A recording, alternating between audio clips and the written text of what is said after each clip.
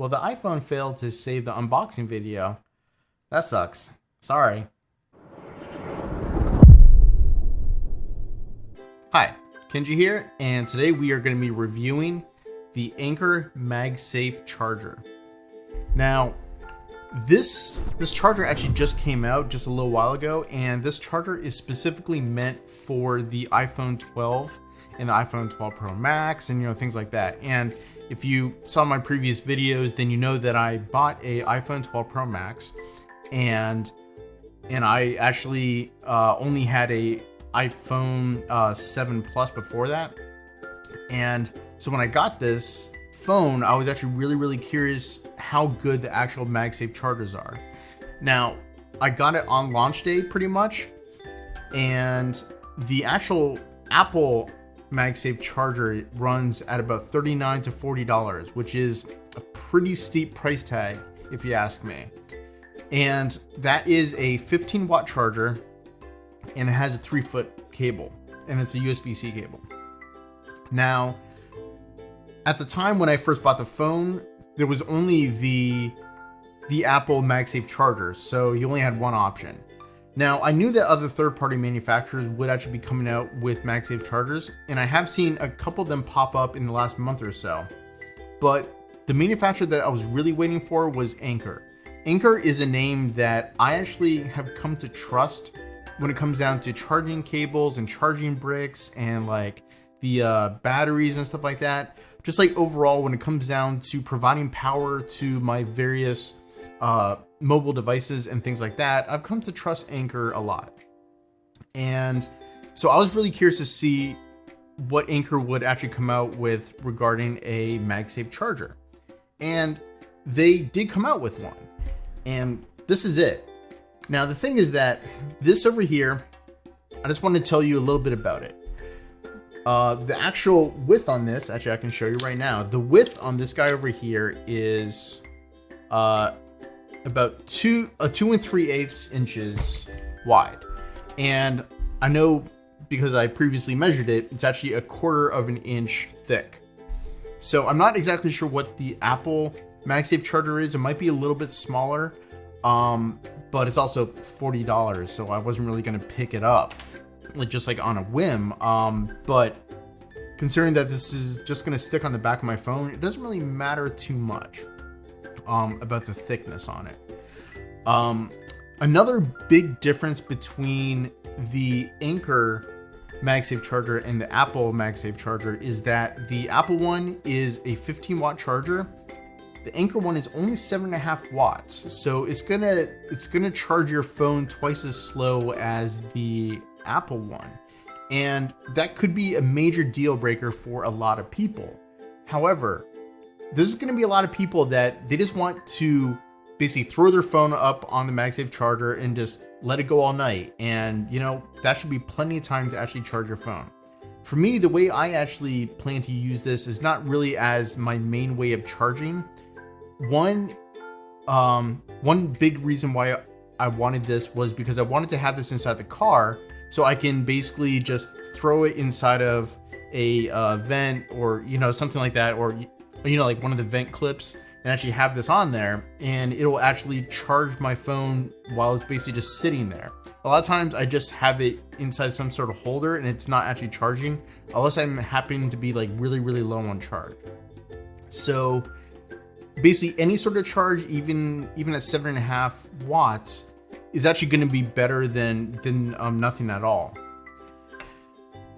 Another difference between the Anker MagSafe charger and the Apple MagSafe charger is that the Apple one, as I said before, it only has 3 feet of cord length, or 1 meter, whereas the Anker one actually has 5 feet. And 5 feet is actually, it may not seem like a huge difference, but it is actually huge.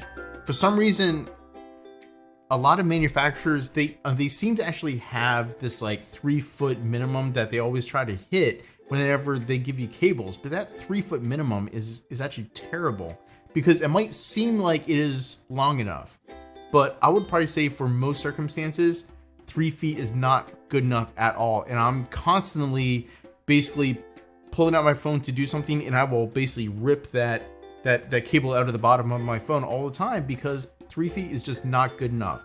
5 feet, I think, is a very good sort of like Goldilocks zone of not being too short, but also not being like super long like a 10-foot cable is. So that is a big difference. Now, let's go ahead and talk about one of the things that kind of bugged me about this charger. So this over here is a power brick, and as you can see, it is actually from Anker. Now this being an Anker power brick, you would actually think that a lot of Anker products would actually work really well with it. And this over here, it does work with it, because this power brick, well, I love this power brick because it has a outlet on one side, on the other side it has another outlet, and then on the bottom over here it has 2 USB-A charging outlets and then 1 USB-C. So I really like the versatility on this. Definitely having like the 2 outlets gives you the ultimate versatility for plugging in other sort of small like power bricks. But I also like that it has the dedicated USB-A and USB-C inputs on here.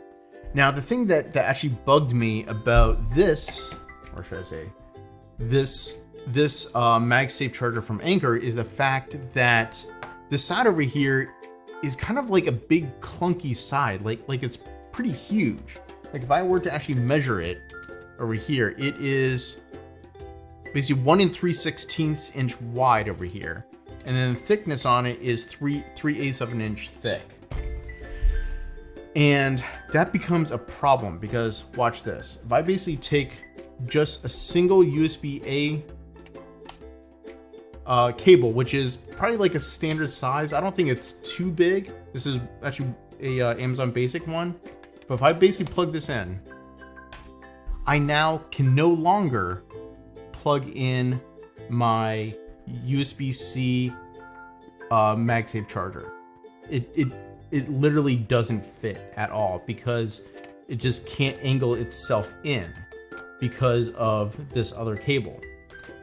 And that kind of bugs me, because that basically means that I either need to only have this side over here be dedicated to only this one USB-C charger, or I can't use this USB-C charger if I want to use either one of these USB-A ports. And that definitely bugged me a lot when I first saw that. Is it a complete deal breaker? No, not really, because this over here comes in at $22, whereas the Apple one comes in at $40. So it is half the price. It also charges half as slow. I just wanted to basically give you the information so that you guys know kind of what you're getting when it comes down to this charging puck or this MagSafe charger. I just wanted to let you know what you're getting when you buy this, and my first impression of it when I try to use it, because while I definitely like that it does actually hold onto my iPhone 12 Pro Max. I can basically stick it onto the back, no case. If I have a case on there, it falls off. But without a case on, I can stick this onto the back of the phone and I can let it dangle and the phone does not fall off. So if you're looking for a MagSafe charger that will hold onto your phone without letting it fall off, this actually does work with the iPhone 12 Pro Max, which is the heaviest of all the iPhone 12s. Now with this particular case over here, and this is by, I don't even know how you pronounce it. Is it Kodabi? I'm gonna try to angle it so that, see if I can angle it so that, there you go, right there, Kodabi. So definitely correct me if I'm actually pronouncing that wrong down in the comments, but hey, it looks like Kodabi to me. So anyway, I bought this because it was supposed to be MagSafe, I guess, ready or approved or whatever. But the thing is that while I can charge my phone through the case, what it does not do is if I basically try and dangle my phone with the case on from here, it just immediately falls off. There's a little bit too much of a difference in the size of this case. Like, it's a little bit too thick. So that basically separates the magnets in the phone and the magnets inside this charger a little bit too much, and then you lose all the magnetic strength. I want to let you know that if you get this over here, you may not actually get the full magnetic power that you were expecting from a MagSafe charger if you actually use a case on your phone, which I suspect most people actually do. If you don't use a case, then hey, I think you're golden with getting this as a MagSafe charger. So definitely take that as a data point.